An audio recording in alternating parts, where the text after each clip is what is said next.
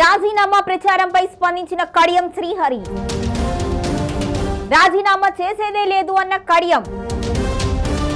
తానేంటో దేశం మొత్తం తెలుసు అన్న కడియం. కడియం వ్యాఖ్యలతో తెలంగాణ రాజకీయాల్లో కలకలం. కడియం శ్రీహరి సేఫ్ జోన్ లో ఉన్నట్లేనా?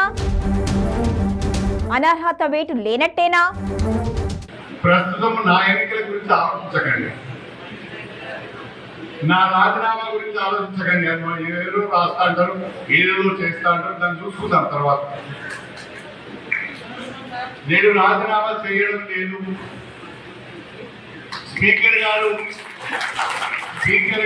ఏ నిర్ణయం తీసుకుంటారో వారి నిర్ణయం తర్వాత నా కార్యాచరణ ప్రణాళిక ఉంటుంది.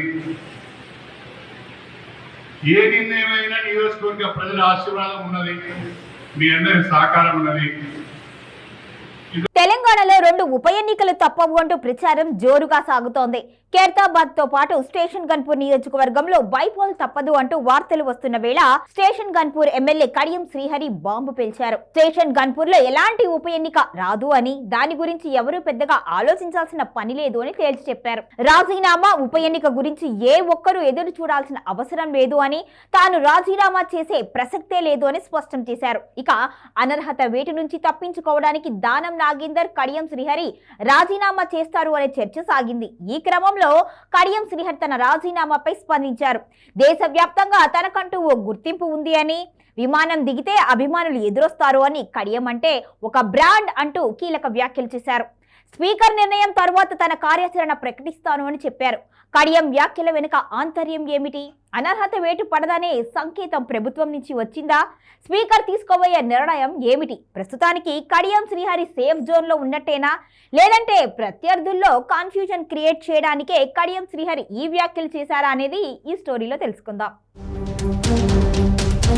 కడియం శ్రీహరి 2023 ఎన్నికల్లో స్టేషన్ గన్పూర్ నియోజకవర్గం నుంచి బీఆర్ఎస్ అభ్యర్థిగా పోటీ చేసి గెలుపొందారు. ఎన్నికల తరువాత తెలంగాణలో కాంగ్రెస్ ప్రభుత్వం ఏర్పడటంతో ఆయన హస్తం పార్టీకి చేరారు. శ్రీహరి కుమార్తె కావ్యకు వరంగల్ ఎంపీ టికెట్ హామీ కాంగ్రెస్ పార్టీ ఇవ్వడంతో ఆయన కాంగ్రెస్ కూటికి చేరారు. 2024 లోక్సభ ఎన్నికల్లో కడియం కావ్య కాంగ్రెస్ నుంచి వరంగల్ ఎంపీగా పోటీ చేసి గెలుపొందారు.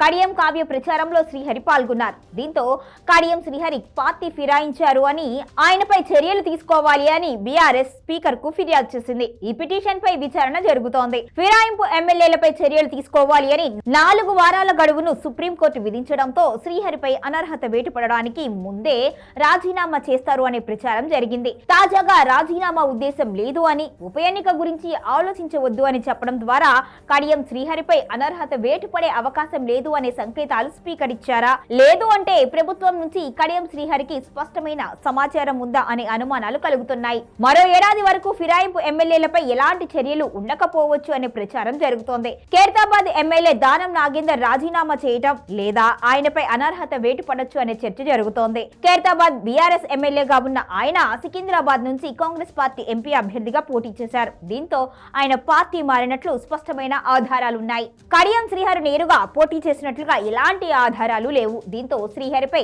చర్యలు ఉండకపోవచ్చు అని, ఆయన బీఆర్ఎస్ లో ఉన్నట్టుగా తన విచారణలో చెప్పినట్టుగా స్పీకర్ చెప్పడం ద్వారా అనర్హత వేటు వేయకపోవచ్చు అనే ప్రచారం జరుగుతోంది. స్టేషన్ గన్పూర్ నియోజకవర్గంలో కాంగ్రెస్ తో పోలిస్తే బీఆర్ఎస్ బలంగా ఉంది. ఉమ్మడి వరంగల్ జిల్లాలో 2023 ఎన్నికల్లో కాంగ్రెస్ గాలి వీచినప్పటికీ కూడా బీఆర్ఎస్ నుంచి కడియం శ్రీహరి ఇక్కడ గెలుపొందారు. మాజీ డిప్యూటీ సీఎం రాజయ్యను కాదు అని కడియం శ్రీహరికి కేసీఆర్ టికెట్ కేటాయించారు. ఉప ఎన్నిక జరిగితే రాజయ్య అభ్యర్థి అంటూ బీఆర్ఎస్ సంకేతాలు ఇవ్వడంతో ఆయన ఇప్పటికే ఎన్నికకు సిద్ధమవుతున్నారు. ప్రస్తుత పరిస్థితిలో స్టేషన్ గన్పూర్ లో ఎన్నిక జరిగితే బీఆర్ఎస్ కు సానుకూలంగా ఉండవచ్చు అనే అంచనాతో ఏడాది వరకు ఎటువంటి ఎన్నిక లేకుండా చట్టంలో లొసుగులను అడ్డం పెట్టుకొని ముందుకు వెళ్తారు అనే ఆలోచనలో కాంగ్రెస్ పార్టీ ఉన్నట్టుగా తెలుస్తోంది.